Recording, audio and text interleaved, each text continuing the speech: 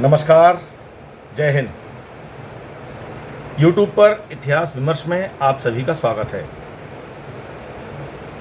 आज हम इस एपिसोड में जो चर्चा करने वाले हैं, इसका जो विषय है वो हमने राष्ट्रीय सेवा योजना के वार्षिक कैलेंडर के बारे में इस एपिसोड में हम चर्चा करेंगे।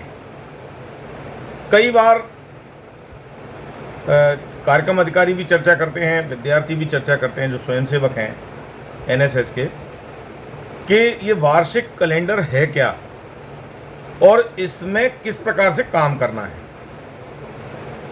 बहुत सी जगह अभी प्रोग्राम ऑफिसर्स की ट्रेनिंग नहीं हुई है, कई जगह नए नए प्रोग्राम ऑफिसर्स आए हैं, तो जानकारी का अभाव है।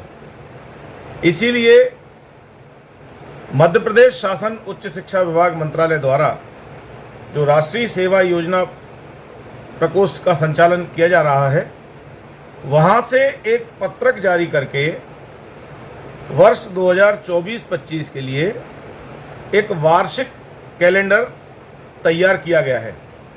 और ये केवल एक वर्ष के लिए है, 24-25 के लिए। कुछ परिवर्तनों के साथ प्रतिवर्ष इसी प्रकार से वार्षिक कैलेंडर रहता है, जिसमें हम संस्था स्तर पर, गोदग्राम बस्ती में और अन्य स्थानों पर राष्ट्रीय सेवा योजना के प्रोग्राम कब कब करें, कैसे करें, उन सब की जानकारी दी गई है। जुलाई से लेके जून तक के सभी कार्यक्रमों की इसमें पूरी रूपरेखा है। तो आप स्क्रीन पर इस पत्रक के बारे में देखें, इसके बारे में पढ़ते भी जाएं और मैं इस पर थोड़ी सी चर्चा करूंगा। मैं समझता हूं आज इस एपिसोड को देखने के बाद आपको एनएसएस के जो वार्षिक कैलेंडर है, जो गतिविधियां हैं, उनका किस प्रकार से संचालन करना है, कैसे कैसे कब कब जो एनएसएस के राज्य एनएसएस अधिकारी हैं उन तक अपनी सूचना पहुंचानी है, कैसे अपने जिला संगठक के माध्यम से समन्वयक कार्यालय तक अपनी सूचनाओं को पहुंचाना है, किस प्रकार से विद्यार्थियों का पंजीयन इत्यादि करना है, वो सारी जानकारी आज हम इस एपिसोड में इस सूचना के आधार पर देखेंगे।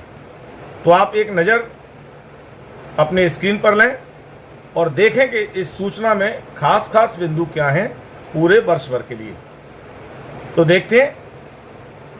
सामाजिक जन जागरूकता हेतु प्रदेश की रासेयो इकाइयों द्वारा वर्ष भर संस्था प्रांगण, गोदग्राम, झुग्गी बस्तियों में स्थानीय आवश्यकता के अनुसार कार्यात्मक साक्षरता स्वच्छता अभियान, जीवन कौशल शिक्षा, आपदा प्रबंधन, सामाजिक एकता और राष्ट्रीय अखंडता, महिला विकास एवं लैंगिक न्याय, पर्यावरण संपन्नता, किशोर अवस्था, स्वास्थ्य और व्यक्तित्व विकास, आर्थिक विकास के विवरण, उत्पादोन्मुखी कार्यक्रम व स्थानीय आवश्यकता एवं प्राथमिकता के आधार पर गतिविधियों का आयोजन किया जाता है। माहवार प्रस्तावित कार्य योजना इस प्रकार है। प्रस्तावित वार्षिक कैलेंडर / कार्य योजना वर्ष 2025। तो इस प्रकार हम देखेंगे, ये 2025 के लिए ये प्रस्तावित जो कार्य योजना है, राष्ट्रीय सेवा योजना मंत्रालय उच्च शिक्षा विभाग के द्वारा जारी की गई है, वो किस प्रकार हमें वर्ष भर काम करना है। हम पहले 2-3 महीने हमारे बीत चुके हैं, जुलाई, अगस्त, सितंबर, और अब हम अक्टूबर माह में हैं। तो हम जुलाई से ही इसको प्रारंभ करेंगे, जिससे आने वाले दिनों में भी हम उन सारी चीज़ों को पूरा कर सकें। और 100 दिन की जो कार्य योजना है उसे हम कैसे तैयार करें अगले वर्षों में भी, उसका भी हम ध्यान रखेंगे। तो हम जुलाई माह से इसको प्रारंभ करते हैं कि इन माह में किस प्रकार से काम करना है। तो एक में माह, दूसरे में विवरण और तीसरे में कोई खास अगर टिप्पणी है तो उस टिप्पणी पे भी हम चर्चा करेंगे। तो आइए देखते हैं स्क्रीन पर इस पत्रक को।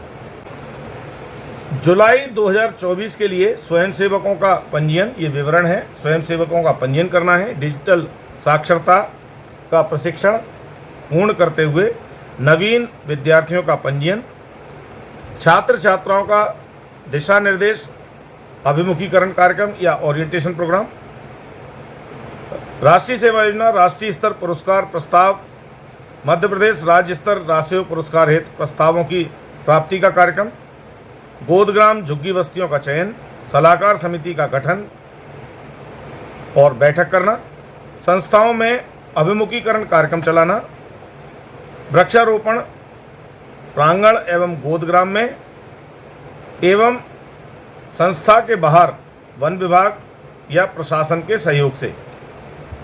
विश्व जनसंख्या दिवस 11 जुलाई को जागरूकता अभियान चलाना, जॉइन एनएसएस कैंपेनिंग और पाठ्यक्रम के अनुसार बौद्धिक एवं श्रम प्रधान गतिविधियों का संचालन करना। ये विवरण में इसमें है जुलाई माह के लिए। और इसमें विशेष जो टिप है वो ये है कि नियमित गतिविधियों के अंतर्गत सप्ताह में 2 दिवस प्रांगण संस्था परिसर में कार्यक्रमों गतिविधियों का संचालन अनिवार्यतः सुनिश्चित करेंगे। संस्था स्तर पर सलाहकार समिति की बैठक, वर्ष की कार्ययोजना, गोदग्राम चयन, शिविर आयोजन हेतु प्रस्ताव आदि इस संबंध में हम जुलाई माह में जो है वो चर्चा करेंगे। और ये इसलिए है कि जिससे एक एनएसएस का वातावरण महाविद्यालय में बने, और इसके लिए आपके जो पूर्व एनएसएस स्वयंसेवक हैं जो इस वर्ष सेकेंड ईयर फाइनल ईयर में हैं या पीजी कर रहे हैं, उनके सहयोग से हम जॉइन एनएसएस प्रोग्राम चला सकते हैं। और यदि हम सप्ताह में 2 दिन एनएसएस का कार्यक्रम करेंगे संस्था स्तर पर, तो जो नए नवागत जो छात्र हैं, जो नए प्रवेश लेने वाले विद्यार्थी हैं, वो एनएसएस को जानेंगे, समझेंगे और जुड़ेंगे। तो इसलिए जुलाई माह की ये कार्य योजना है। अब आइए नज़र डालते हैं अगस्त माह में हमें क्या करना है और क्या करना चाहिए। यदि ये योजना हमारी छूट रही है, हम किसी कारण से नहीं कर पाए, तो अभी भी हम पे समय है। हम इन योजनाओं को अभी 2 सप्ताह में 2 दिन की बात है, हम सप्ताह भर 1-1, 1.5 घंटे यदि प्रतिदिन काम करेंगे तो हम इन सबको कवर कर पाएंगे। तो जिन संस्थाओं में अभिमुखीकरण कार्यक्रम नहीं हुआ है, ओरिएंटेशन प्रोग्राम नहीं हुआ है, वो अपने यहाँ ओरिएंटेशन प्रोग्राम कराएं और अपने जिला संगठक का सहयोग ले सकते हैं, अपने समन्वयक महोदय से निवेदन कर सकते हैं। पूर्व वरिष्ठ कार्यक्रम अधिकारी हैं राष्ट्रीय सेवा योजना के, उनका भी सहयोग ले सकते हैं। तो आप उनके सहयोग से, या पूर्व समन्वयक इत्यादि हैं, जिला संगठक वगैरह हैं, आप उनसे भी अभिमुखीकरण कार्यक्रम में उनकी मदद ले सकते हैं। या पूर्व ऐसे विद्यार्थी जो गणतंत्र दिवस पर परेड में सहभागी रह चुके हैं, या जिन्हें स्टेट लेवल पर या नेशनल लेवल पर कोई पुरस्कार मिला है, या नेशनल लेवल पर या स्टेट कैंप में वो भाग ले चुके हैं, ऐसे विद्यार्थियों का भी हम उपयोग कर सकते हैं गीत इत्यादि के लिए। तो आप इस तरह से अभिमुखीकरण अवश्य कराएं और सलाहकार समिति का बैठक करें, जिससे कि हम वर्ष भर की कार्य योजना तैयार कर सकें। और सलाहकार समिति में आपके जो संस्थान के प्राचार्य हैं वो उसकी अध्यक्षता करते हैं। प्राचार्य हैं या आपके कई संस्थानों में डायरेक्टर होते हैं, या कई जो यूनिवर्सिटीज़ हैं, प्राइवेट यूनिवर्सिटीज़ हैं, उनमें कुलपति या कुल सचिव उसकी अध्यक्षता कर सकते हैं। और जो कार्यक्रम अधिकारी हैं, प्रोग्राम ऑफिसर्स हैं, वो उसके सचिव की भूमिका में रहते हैं। बाकी जितने भी लोग हैं वो सब सदस्य होते हैं। आप सलाहकार समिति बनाते समय अपने विश्वविद्यालय प्रोग्राम समन्वयक जो हैं, कोऑर्डिनेटर, प्रोग्राम कोऑर्डिनेटर हैं, उनको आप इसमें सदस्य बनाएं, और एक अपने ज़िले के जो जिला संगठक हैं उनको अनिवार्य रूप से सदस्य बनाएं। उन्हें सूचना दें, यदि उन पर समय होगा तो वो आएंगे, और एक किसी अन्य यूनिट के वरिष्ठ कार्यक्रम अधिकारी को भी इसमें अपनी सलाहकार समिति में सदस्य अवश्य बनाएं। बाकी आप कोई सामाजिक कार्यकर्ता हो सकते हैं, कोई गणमान्य नागरिक हो सकते हैं। अपनी यूनिट के जितने भी विद्यार्थी हैं, 1 यूनिट है तो उसके 2 विद्यार्थी, 2 यूनिट हैं तो 4 विद्यार्थी उसमें सलाहकार समिति के सदस्य होंगे। बाकी आपके संस्थान के एनसीसी अधिकारी, कल्चर कोऑर्डिनेटर, इस प्रकार से जो या स्पोर्ट्स के जो टीचर्स हैं वो भी उसकी सलाहकार समिति के सदस्य हो सकते हैं। ऐसे 8 से 10 लोगों को आप सलाहकार समिति में रख सकते हैं। तो इसकी कम से कम 2 बार बैठक जरूर करें, एक प्रारंभ में जुलाई अगस्त में, और एक जब आप कैंप लेने जाते हैं तब इसकी बैठक कर सकते हैं, या समापन के समय पे भी जनवरी फरवरी में इस बैठक को आयोजित कर सकते हैं कि हमने क्या क्या अचीवमेंट किए हैं उसके बारे में चर्चा कर सकते हैं। तो चलिए अब देखते हैं अगस्त माह की कार्य योजना के बारे में। अगस्त माह में स्वयंसेवकों का पंजीयन, अभिमुखीकरण, वातावरण निर्माण हेतु एनएसएस की जानकारी, वृक्षारोपण एवं गाजर घास उन्मूलन। 1 से 7 अगस्त तक स्तनपान सप्ताह का आयोजन। 15 अगस्त स्वतंत्रता दिवस का कार्यक्रम, शासन के निर्देशानुसार गतिविधियों का आयोजन। 20 अगस्त सद्भावना दिवस, पखवाड़ा पर कार्यक्रम का आयोजन करना। प्रांगण गोदग्राम झुग्गी बस्तियों में वातावरण निर्माण गतिविधियों का सर्वे। पाठ्यक्रम के अनुसार बौद्धिक एवं श्रम प्रधान गतिविधियां। इसमें टिप्पणी है कि नियमित गतिविधियों के अंतर्गत सप्ताह में 2 दिवस प्रांगण संस्था परिसर में कार्यक्रमों की गतिविधियां संचालन सुनिश्चित करेंगे। संस्था स्तर पर सलाहकार समिति, कार्य योजना, गोदग्राम बस्ती और इन सारी यानी जो हमने पहले चर्चा की है वही लगभग सब इसमें है। यदि उसमें छूट गई है जुलाई में, क्योंकि हम कई बार एग्ज़ाम इत्यादि में रहते हैं तो नहीं कर पाते हैं, तो प्रोग्राम आगे पीछे हो सकते हैं। तो इन पहले 2-3 महीनों में ये सारे कार्यक्रम लगभग वही हैं, उनको हम रिपीट करते रहेंगे, जिससे एक वातावरण बनेगा और जॉइन एनएसएस प्रोग्राम हमारा सफल होगा। तो इस प्रकार अगस्त की कार्य योजना है। और अब हम देखते हैं सितंबर की कार्य योजना क्या है। सितंबर माह में संस्थाओं में ओरिएंटेशन प्रोग्राम, 1 से 7 तक पोषण आहार सप्ताह। 5 सितंबर शिक्षक दिवस पर सम्मान कार्यक्रम। 8 सितंबर विश्व साक्षरता दिवस का आयोजन या सप्ताह का आयोजन।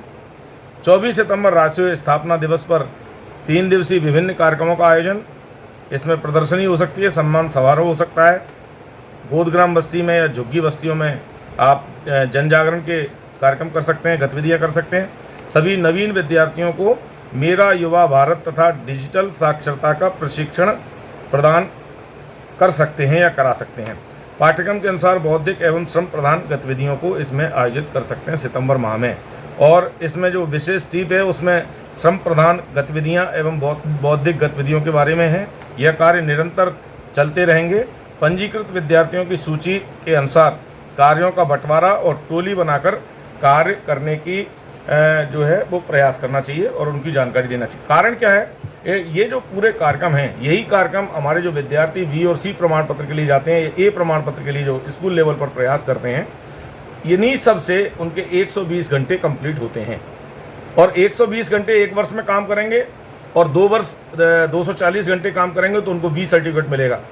और 120 घंटे बी सर्टिफिकेट के बाद काम करेंगे 3rd ईयर में तो उनको सी सर्टिफिकेट मिलेगा। और 11th-12th में बच्चे जब 120 घंटे 2 वर्ष काम करेंगे तो उनको ए प्रमाण पत्र मिलेगा, जो विश्वविद्यालय समन्वयक के द्वारा जो कुलगुरु हैं उनके सिग्नेचर से और प्राचार्य के सिग्नेचर से मिलता है। तो इस प्रकार से उसमें ये काम आएंगे। अब हम देखते हैं अक्टूबर माह की गतिविधि क्या है। अक्टूबर माह में 1 अक्टूबर स्वैच्छिक रक्तदान दिवस पर कार्यक्रम आयोजित करना और रक्तदान शिविर का आयोजन करना। 2 अक्टूबर सांप्रदायिक सद्भाव अहिंसा दिवस, महात्मा गांधी के जन्म दिवस पर व्यक्तित्व एवं कृतित्व पर 3 दिवसीय कार्यक्रमों का आयोजन। शपथ गोदग्राम झुग्गी बस्तियों में स्वच्छता कार्यक्रम। 14 अक्टूबर को हाथ धुलाई दिवस समारोह का आयोजन।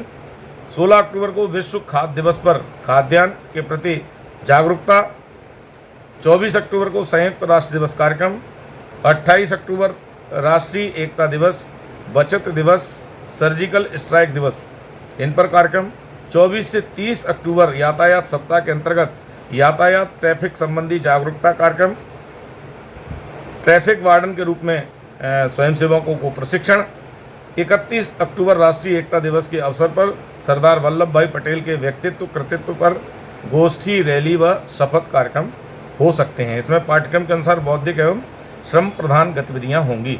और इसमें टिप्पणी में भी वही है कि श्रम प्रधान गतिविधियां, बौद्धिक गतिविधियां एवं निरंतर चलते रहेंगे। जो कार्यक्रम है वे निरंतर चलते रहेंगे। 7 दिवसीय शिविरों के कार्यक्रम का आयोजन की चिंता भी इसमें करनी है। तो इस प्रकार ये कार्यक्रम है। अब हम नवंबर माह के कार्यक्रम देखते हैं। नवंबर माह में 1 से 15 नवंबर तक संस्था गोदग्राम झुग्गी बस्तियों में दिवस शिविरों का आयोजन, वातावरण निर्माण, स्वच्छता, वित्तीय साक्षरता, स्वास्थ्य शिविर एवं अन्य जागरूकता गतिविधियां, स्वयंसेवकों के व्यक्तित्व विकास हेतु विभिन्न प्रतियोगिताओं का आयोजन करना, रासेयो गीत और रासेयो खेलों का प्रशिक्षण। 19 नवंबर को राष्ट्रीय मातृत्व दिवस पर कार्यक्रम। 19 से 25 नवंबर तक कौमी एकता सप्ताह का आयोजन। इसमें प्रांगण गोदग्राम बस्ती या अन्य दलित बस्तियों में कार्यक्रम करना, प्रत्येक दिवस अलग अलग गतिविधियों का आयोजन करना, माह में संस्थाओं द्वारा 7 दिवसीय विशेष शिविर के आयोजन पर प्रस्ताव बनाना या चर्चा करना, राज्य स्तरीय शिविर के आयोजन के लिए भी चर्चा करना कि क्या होता है राज्य स्तरीय शिविर, और पाठ्यक्रम के अनुसार बौद्धिक व श्रम प्रधान गतिविधियों का संचालन करना। इसमें भी जो विशेष टिप्पणी यही है जिस पर जोर दिया गया कि श्रम प्रधान गतिविधियां एवं बौद्धिक गतिविधियां जो हैं यह कार्यक्रम निरंतर चलते रहेंगे और 7 दिवसीय शिविरों के आयोजन से संबंधी चर्चाएं भी होंगी, जिससे अगर कुछ किसी को अगर सहूलियत होती है, कहीं अगर सेमेस्टर सिस्टम है तो वो आगे पीछे भी शिविर लगा सकते हैं। वैसे एक आदर्श समय इसका नवंबर, दिसंबर, जनवरी, फरवरी माह के बीच में आता है। तो आप शिविर की कार्य योजना तैयार करें तो इस प्रकार से तैयार करें। और एक चीज़ और मैं यहाँ ये बोल देता हूँ, शिविर को लेकर खास तौर पर आप प्रस्ताव पहले ही बना के भेजें। जितनी जल्दी आप प्रस्ताव भेजेंगे उतनी जल्दी आपका शिविर का जो पैसा है वो समन्वयक कार्यालय से रिलीज़ किया जाएगा और आपके संस्था में पैसा आएगा तो आप शिविर लगा सकते हैं आसानी के साथ। और यदि आप अपनी संस्था स्तर पर पहले से ही एडवांस में पैसा लेके शिविर लगा रहे हैं तो बाद में आपका पैसा आएगा वो समायोजित हो जाएगा। तो आपको शिविर लगाने में कहीं कोई कठिनाई नहीं होगी। नियमित गतिविधियों का संचालन भी होना चाहिए। हम यहाँ आप देख रहे हैं पत्रक जो हायर एजुकेशन उच्च शिक्षा विभाग की ओर से आया हुआ है, तो उसमें ये गोद ग्राम बस्तियों में आप ये दिवा शिविरों का आयोजन करें, वनडे शिविर जो होते हैं वनडे कैंप, और या ऐसी बस्तियों में, झुग्गी बस्तियों में आयोजित करें जिससे कि लोगों पर उसका एक प्रभाव पड़े। तो अब हम देखते हैं दिसंबर माह के कार्यक्रम। ये नवंबर माह के हो गए, अब दिसंबर माह में क्या है। 1 दिसंबर विश्व एड्स दिवस पर गतिविधियाँ, रक्तदान, हीमोग्लोबिन स्वास्थ्य शिविरों का आयोजन, रक्त परीक्षण कार्यक्रम भी कर सकते हैं।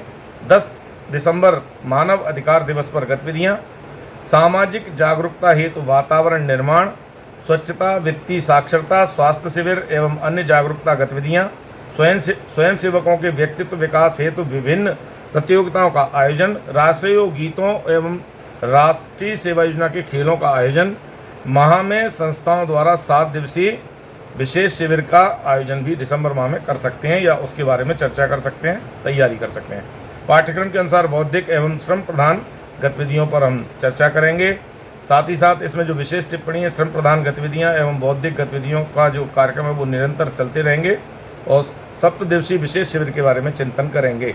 इसी प्रकार जनवरी माह में जो कार्यक्रम की रूपरेखा है वो ये है कि 12 जनवरी को राष्ट्रीय युवा दिवस की गतिविधियों का आयोजन करना है। इसमें स्वामी विवेकानंद जी के जीवन, व्यक्तित्व, कृतित्व पर गोष्ठियाँ इत्यादि कर सकते हैं और एक सप्ताह मना सकते हैं, युवा सप्ताह। इसमें हम कार्यक्रम कर सकते हैं। 12 से 19 जनवरी में युवा सप्ताह मनाकर आयोजन कर सकते हैं।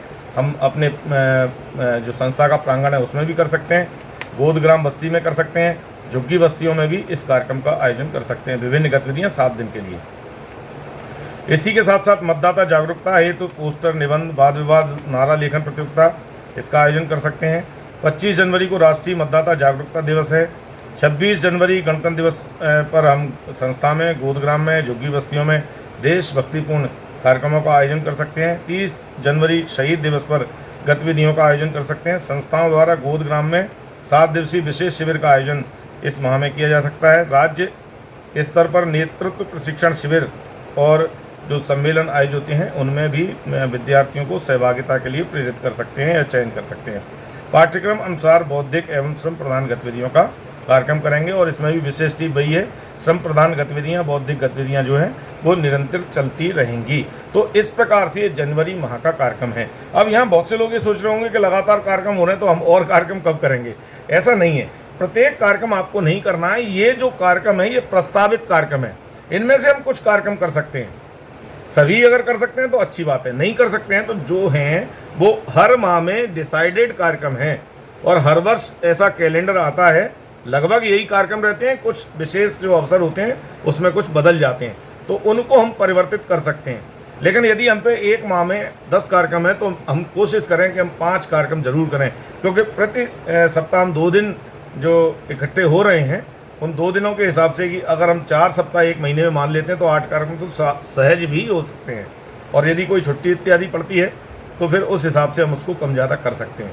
ये पूरे कार्यक्रम का एक चार्ट है, इसमें से सुविधा के अनुसार हम अपने कार्यक्रम आयोजित कर सकते हैं। अब परीक्षाएं तो कार्यक्रम कैसे करेंगे, या हम कहीं बाहर गए, कैंप ही लगाए हमारा, सप्तदिवसीय विशेष शिविर, तो हम कार्यक्रम कैसे करेंगे, या जो प्रोग्राम ऑफिसर हैं वो ट्रेनिंग में गए तो कार्यक्रम कैसे करेंगे। तो बहुत सारी चीज़ें हैं, इनको हमें आपस में क्लैश नहीं करना है। और एक चीज़ और मैं कहूँगा, गणतंत्र दिवस परेड के लिए जो विद्यार्थियों का चयन है, आप इसे अपने सप्तदिवसीय विशेष शिविर में एक लक्ष्य लेके काम करें और नए विद्यार्थियों को इसके लिए तैयार करें। आपको पैमाने सारे मालूम हैं। यदि आपके पास कोई सूचना नहीं है तो आप इतिहास विमर्श में वीडियो देख के एनएसएस में राष्ट्रीय जो गणतंत्र दिवस परेड है उसमें चयन के लिए क्या क्या जरूरी चीज़ें हैं विद्यार्थियों के लिए, युवा पुरुषों के लिए भी और महिलाओं के लिए भी, यानी लड़कियों के लिए और लड़कों के लिए, जो स्वयंसेवक हैं उनके लिए क्या नियम है, उनके आधार पर आप उनकी तैयारी कराएंगे तो आपकी संस्था से कोई ना कोई विद्यार्थी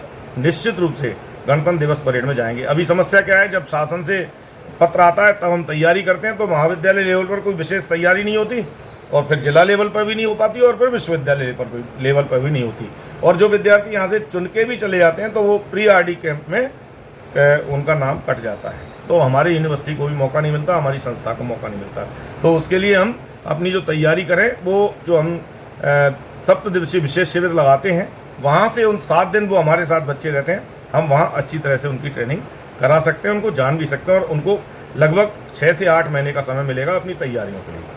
चलिए अब देखते हैं फरवरी माह के कार्यक्रम को। इस दौरान परीक्षाओं वगैरह की तैयारी भी महाविद्यालय में होने लगती है, तो कार्यक्रमों की थोड़ी संख्या सीमित है, और इसी में हम जो अपने बी और सी प्रमाण पत्र या ए प्रमाण पत्र की परीक्षाएं अपनी संस्था लेवल पर आयोजित कर सकते हैं। तो चलिए देखते हैं फरवरी माह में क्या कार्यक्रम है, उसके विवरण क्या है।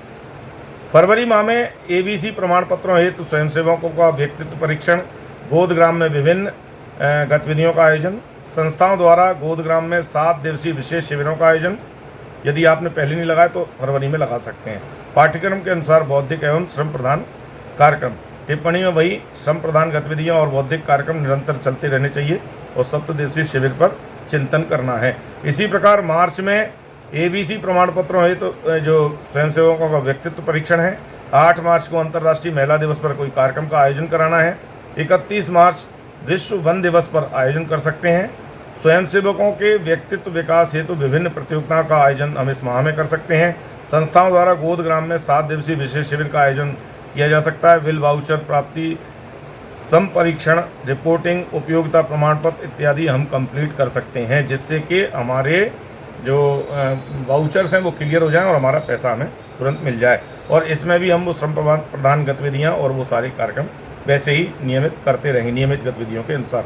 अब हम देखते हैं मार्च माह में, क्योंकि ये परीक्षाओं के दौर के आसपास का समय है, तो इसमें कार्यक्रमों को बहुत हल्का रखा गया है, और इन्हीं में एबीसी प्रमाण पत्र हम जनवरी से लेके मार्च तक इनका आयोजन कर सकते हैं। क्योंकि अगर हमारे कैंप पहले लग चुके हैं जनवरी तक, तो हम इनको अगर जनवरी में कैंप लगा रहे हैं तो फरवरी में लगा रहे हैं तो मार्च में अनिवार्य रूप से बी और सी प्रमाण पत्र की परीक्षाओं का कार्यक्रम हम करें।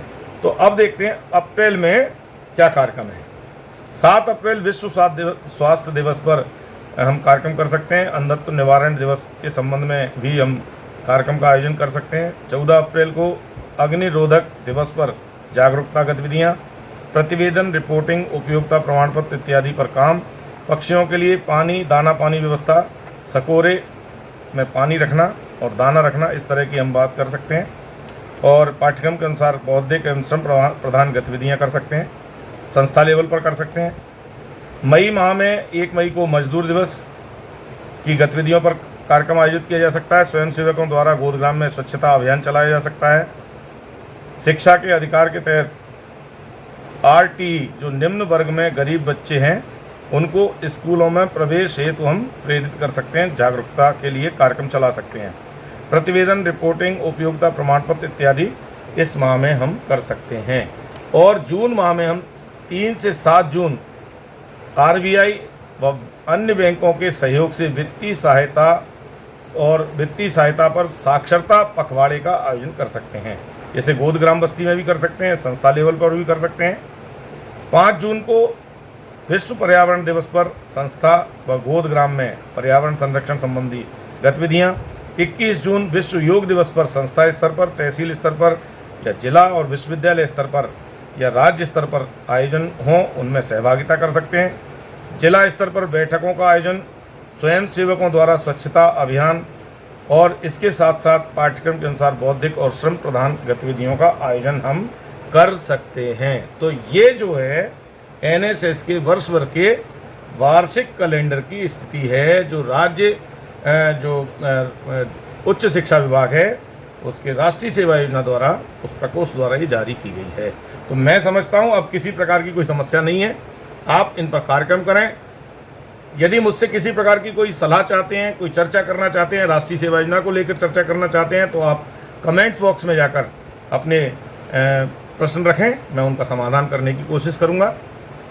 संस्था लेवल पर यदि आप मेरे ज़िले में, ग्वालियर ज़िले में, और मेरी आवश्यकता है तो आप मुझे बुला भी सकते हैं, मैं ज़रूर आऊँगा, आपके साथ बैठूँगा, बात करूँगा, आपके शिविरों में भी आऊँगा। आज के लिए इतना बहुत है। एनएसएस से संबंधित बहुत सारे वीडियो इतिहास विमर्श पर उपलब्ध हैं। आप यूट्यूब पर इतिहास विमर्श में शैक्षिक चर्चा को प्लेलिस्ट में चेक करें और वहाँ जाकर एनएसएस पर जो वीडियो हैं उनको देख सकते हैं। तो आज के लिए इस वीडियो में इतना ही। अगले वीडियो में एक नए विषय के साथ फिर आपकी सेवा में हाजिर होंगे। तब तक के लिए नमस्कार, जय हिंद।